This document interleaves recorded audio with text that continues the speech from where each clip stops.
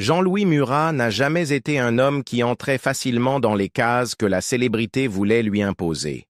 C'était un artiste qui portait la poésie d'une main et la rébellion de l'autre, un chanteur qui séduisait autant qu'il troublait son public. Sa vie fut marquée par la solitude, les mots enflammés, des triomphes éphémères et de cruelles désillusions. Et, à la fin, son histoire s'est refermée de la manière la plus sombre, soudaine, douloureuse et beaucoup trop précoce. Enfance, solitude et premier pas dans la musique. Jean-Louis Murat est né, Jean-Louis Bergaud, le 28 janvier 1952 à Clermont-Ferrand, au cœur de l'Auvergne. Son père était charpentier et musicien amateur, tandis que sa mère travaillait comme couturière. Son prénom avait du poids dès le départ.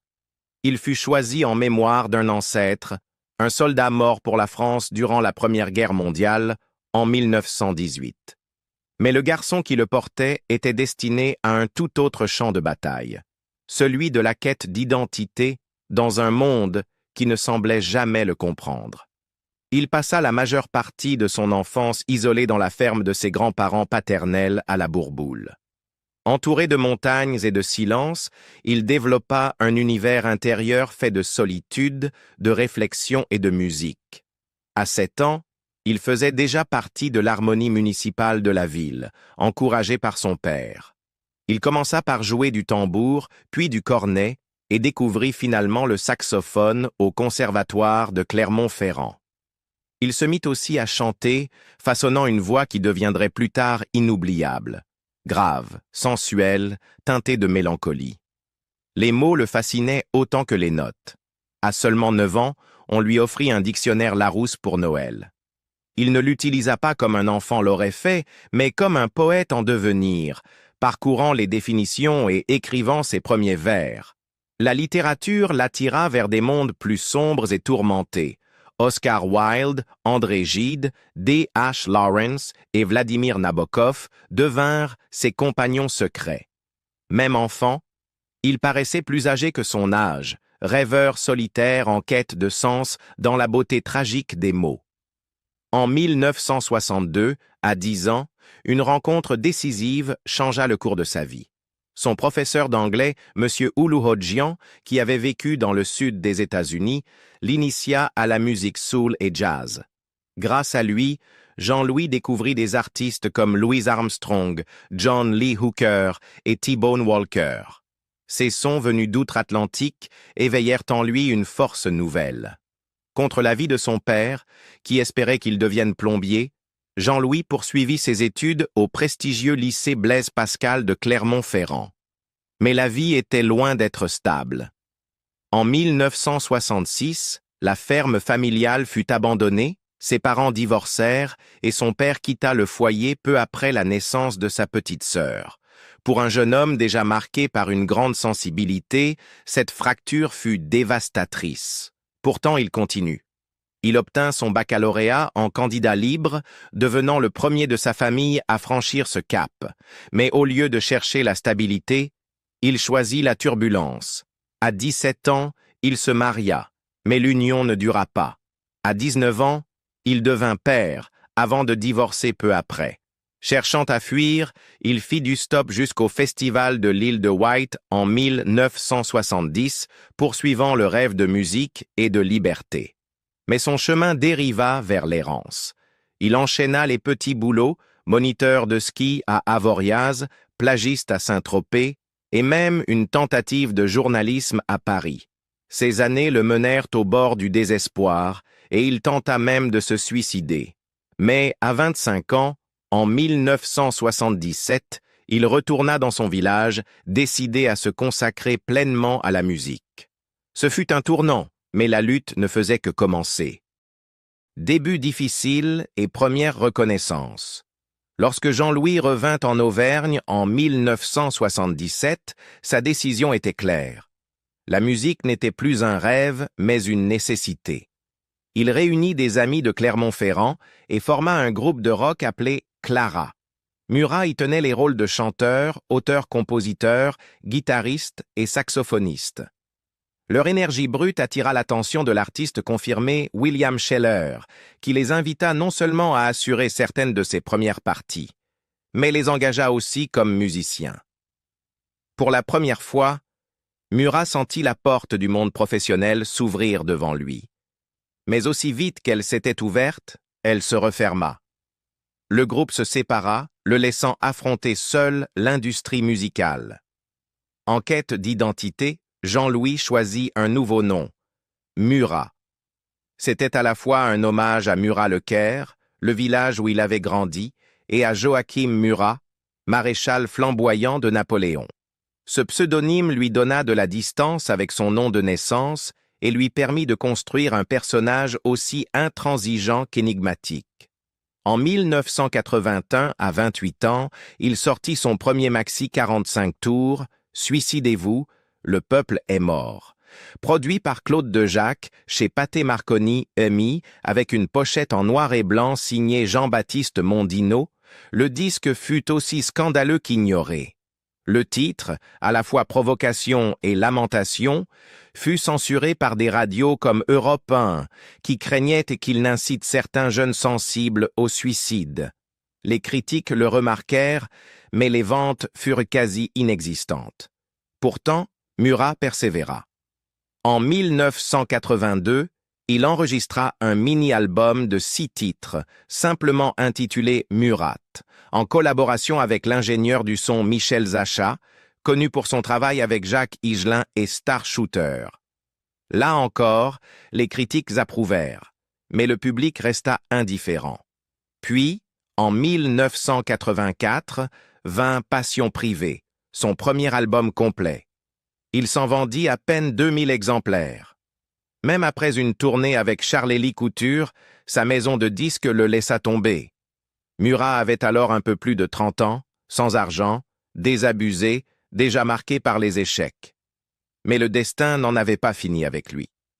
En 1985, il enregistra brièvement avec CBS, mais les sessions restèrent inédites. 2 ans plus tard, Virgin Records lui offrit une nouvelle chance. En 1987, il publia « Si je devais manquer de toi ». Cette fois, quelque chose changea. La chanson toucha le public, offrant à Murat sa première véritable reconnaissance à 35 ans. Pour un homme qui avait tout sacrifié à la musique, c'était à la fois une revanche et une ironie cruelle. Le succès arrivait tard, et seulement sous une forme modeste. En 1989, il enchaîna avec Cheyenne Autumn, enregistré à Londres. Des titres comme « L'ange déchu » et « Te garder près de moi » élargirent son auditoire, même si aucun n'entra dans le top 50 français. Lentement mais sûrement, le poète obstiné d'Auvergne traçait sa voie. Cette dynamique l'emmena vers une nouvelle décennie et des opportunités inattendues. En 1990, le réalisateur Jacques Doyon lui confia un rôle dans La vengeance d'une femme, aux côtés d'Isabelle Huppert et de Béatrice Dalle. Le regard perçant et la présence énigmatique de Murat passèrent naturellement à l'écran, lui offrant une visibilité au-delà de la musique. Il n'était plus un rocker raté de Clermont-Ferrand. Il était sur le point de devenir une voix reconnue de la culture française, bien que, comme toujours, cette reconnaissance s'accompagna à la fois de triomphe et de tourments. Percée et célébrité controversée. La véritable percée survint en 1991, lorsque Jean-Louis Murat, déjà proche de la quarantaine, fut invité à enregistrer un duo avec la superstar la plus énigmatique de France, Mylène Farmer. La chanson était Regret, une ballade lancinante et envoûtante qui associait la présence éthérée de Farmer à la voix grave et mélancolique de Murat. Le résultat fut explosif. Le single se vendit à plus de 300 000 exemplaires, grimpa à la 3e place du top 50 français et atteignit la 2e en Belgique francophone, où Murat resterait populaire pour le reste de sa carrière. Pour la première fois, son nom était sur toutes les lèvres, mais la célébrité ne lui convenait guère. La même année, il sortit l'album Le manteau de pluie. Ses singles, Col de la Croix-Moran et Sentiments nouveaux, confirmèrent son ascension. Sentiment Nouveau entra même dans le top 50 en 1992, son premier succès en tant qu'artiste solo. Soudain, Murat, l'éternel marginal, figurait dans le top 20 des classements d'albums en France et en Belgique. C'était la reconnaissance qu'il avait tant désirée, mais elle le laissa inquiet. Pour un artiste qui se nourrissait de la remise en cause des conventions, le succès commercial avait à la fois des allures de victoire et de piège.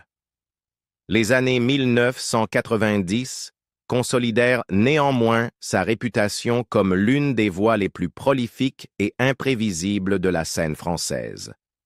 Il publia Vénus en 1993, puis Dolores en 1996, un album que beaucoup considèrent comme l'un de ses plus réussis.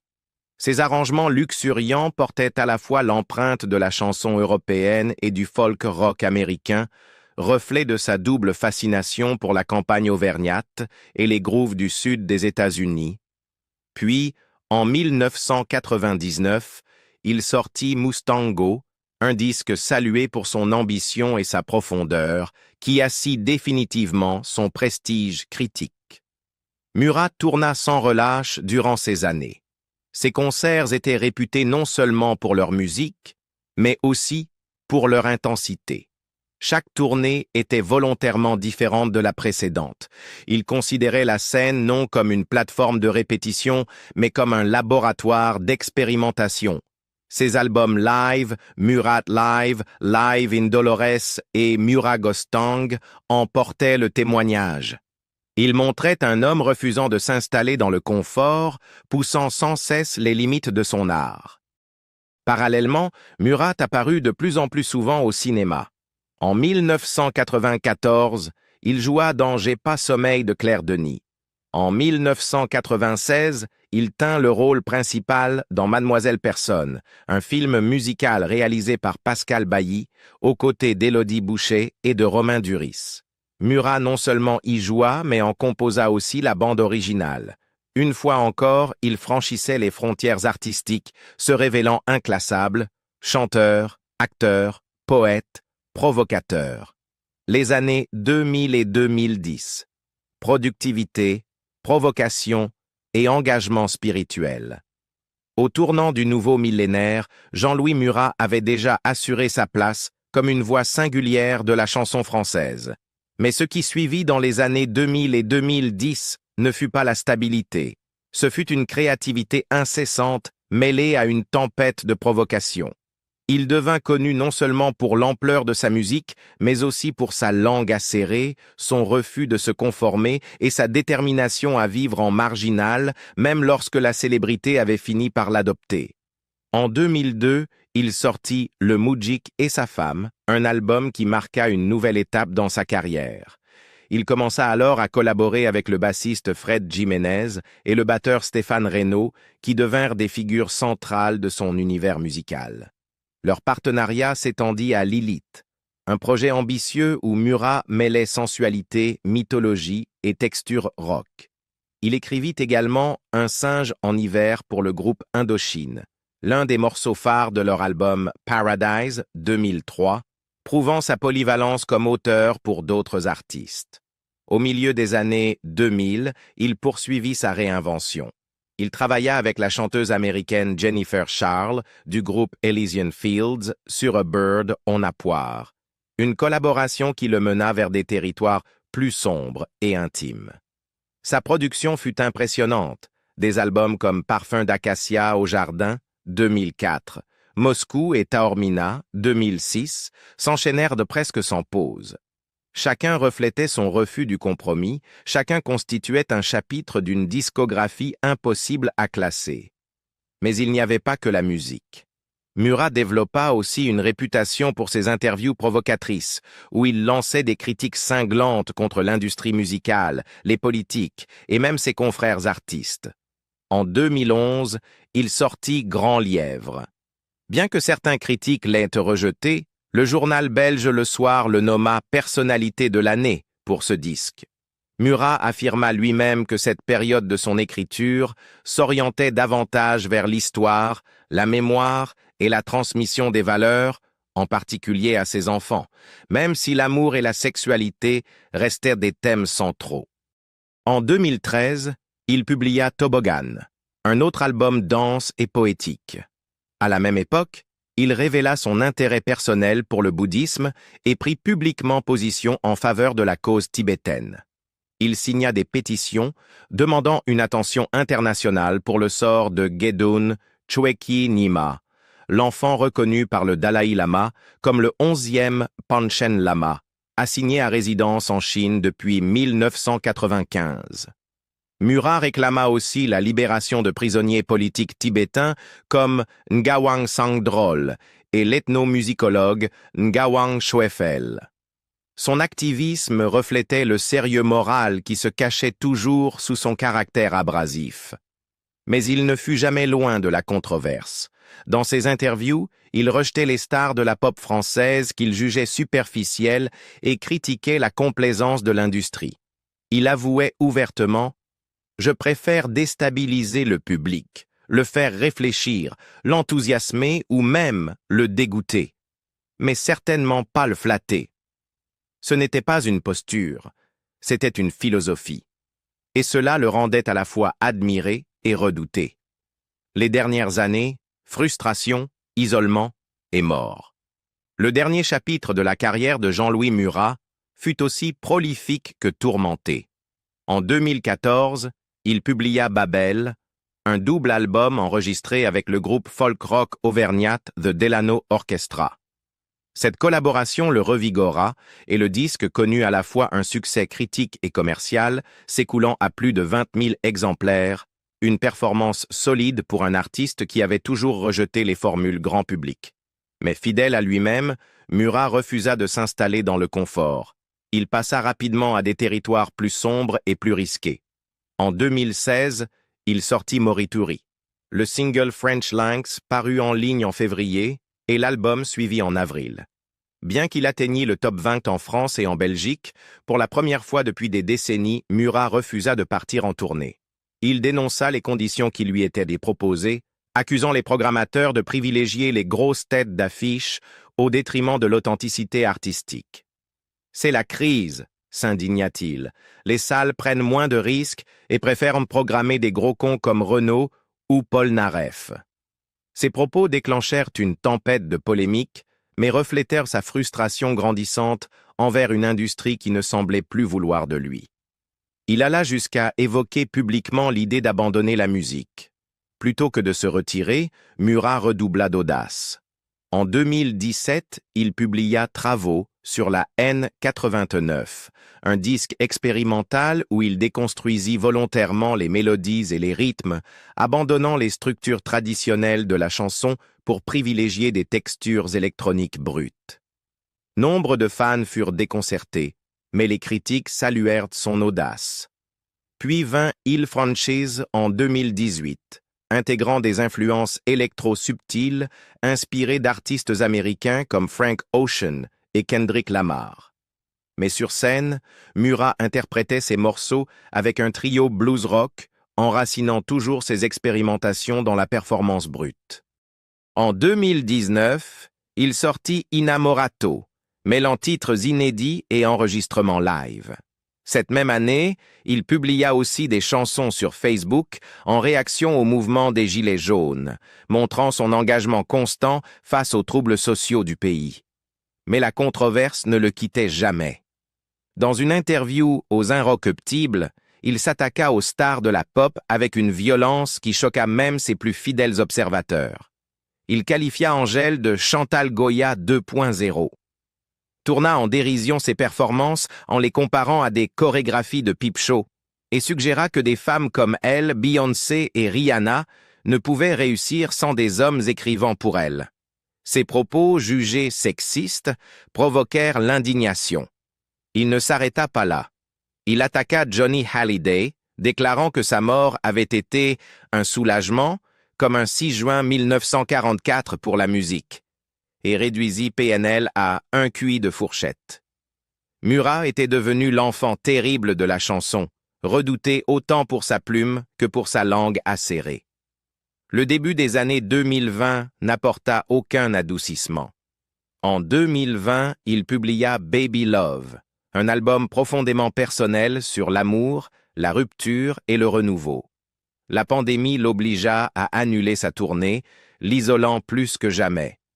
En 2021, il sortit La vraie vie de Buck John, un hommage à une bande dessinée de son enfance, un disque qui ressemblait à un autoportrait intime d'un homme en décalage avec son époque. Mais la fin arriva brutalement. Le 25 mai 2023, Jean-Louis Murat mourut à son domicile d'Orcival, en Auvergne, à l'âge de 71 ans. La cause fut une embolie pulmonaire provoquée par une phlébite. Ses obsèques eurent lieu le 30 mai à la basilique Notre-Dame d'Orcival, où il fut applaudi une dernière fois avant d'être inhumé dans le caveau familial à la Bourboule, non loin des paysages qui avaient façonné sa vie et sa musique. Fait symbolique, sa première véritable compilation, simplement intitulée Best of Jean-Louis Murat, parut dès le lendemain, devenant un adieu posthume involontaire. Pour ses fans, ce fut la perte d'un poète qui n'avait jamais cédé au compromis, un homme resté fidèle à lui-même, même lorsque cela lui coûtait cher. Pour ses détracteurs, ce fut le silence d'une voix aussi irritante qu'inoubliable. Et pour la musique française, la fin de l'un de ses artistes les plus singuliers, rebelles et tragiques. Héritage, personnalité et impact durable. En regardant la vie de Jean-Louis Murat, on découvre un artiste impossible à catégoriser. Au cours de plus de 4 décennies, il publia 24 albums studio et une multitude de chansons, naviguant sans cesse entre folk, rock, électro, chansons et sonorités expérimentales. Ses textes mêlaient poésie et franchise brute, capturant souvent la mélancolie de la vie rurale en Auvergne, tout en y tissant sensualité, colère et humour. Peu de chanteurs français ont laissé derrière eux une œuvre aussi diverse et imprévisible. Mais Murat ne se résumait pas à sa musique. Il était aussi un homme défini par les contradictions. Introverti mais combatif, timide mais provocateur, profondément attaché à sa terre mais fasciné par l'Amérique, capable de tendresse dans ses chansons mais impitoyable dans ses interviews. Il admit un jour « J'ai un caractère instable, contradictoire et imprévisible ». Cette confession pourrait servir d'épitaphe. Il suscita autant l'admiration que le rejet. Ses fans le célébraient comme un poète, au regard perçant et à la voix porteuse de séduction et de tristesse. Ses détracteurs l'accusaient d'arrogance, d'amertume et de misogynie. Il s'en prit à des géants comme Johnny Hallyday, railla des artistes plus jeunes comme PNL et balaya des stars comme Angèle avec des propos qui choquèrent l'opinion. Pourtant, même ceux qui n'étaient pas d'accord avec lui reconnaissaient que sa brutalité honnête était rare dans une industrie trop souvent dominée par la politesse et le compromis. Malgré les tempêtes, Murat inspira une fidélité indéfectible. Ses concerts, parfois clairsemés dans ces dernières années, étaient chéris par ceux qui y assistaient précisément parce qu'il refusait d'y livrer des versions convenues de ses succès. Il exigeait l'attention, pas le confort. Il préférait troubler plutôt que divertir. Pour lui, l'art n'était pas fait pour plaire, mais pour défier. Cette philosophie intransigeante le maintint à la marge du succès grand public, mais elle assura aussi sa place comme l'une des voix les plus authentiques de sa génération. Lorsqu'il mourut en mai 2023, les hommages affluèrent de tout l'horizon culturel. Des artistes comme Christine and the Queens saluèrent le poète en lui, tandis que Benjamin Biolay exprima sa douleur à l'annonce de sa disparition. Le maire de Clermont-Ferrand déclara « Une part de l'Auvergne part avec lui », soulignant combien son œuvre incarnait l'âme de la région. Pour beaucoup, sa mort marqua la clôture d'un chapitre de la chanson française, un rappel que les vrais rebelles sont rares, et une fois disparus, irremplaçables. Jean-Louis Murat quitta le monde comme il y avait vécu, à sa manière, sans compromis, sans peur de provoquer, fidèle au paysage et aux mots qu'il avait façonnés. Sa vie fut tragique, marquée par la solitude, la controverse et la frustration, mais aussi lumineuse dans sa poésie et sa vérité. Son histoire perdure non seulement dans ses enregistrements, mais aussi dans la mémoire de ceux qui virent en lui le reflet de leurs propres contradictions. Fragile mais défiant, blessé mais indomptable. La vie de Jean-Louis Murat nous rappelle que le génie a souvent un prix. Il n'a jamais recherché la popularité facile et a souvent payé son honnêteté par l'isolement. Pourtant, il a laissé derrière lui des chansons qui continuent d'émouvoir, de troubler et d'inspirer. Pensez-vous que ces provocations l'ont rendu plus authentique ou ont-elles éclipsé sa musique? Partagez vos réflexions ci-dessous et n'oubliez pas d'aimer cette vidéo et de vous abonner pour découvrir d'autres histoires d'artistes dont la vie s'est terminée dans la tragédie.